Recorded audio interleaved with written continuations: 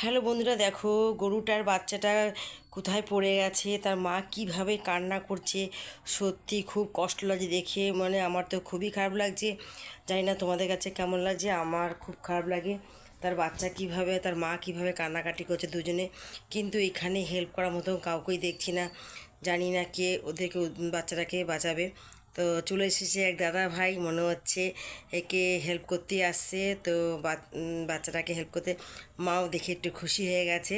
তো দাদা ভাই বাচ্চাটাকে হেল্প করতে আসছে। তো চলো দেখা যাক পুরো ভিডিওটা কি করছে দাদা ভাই।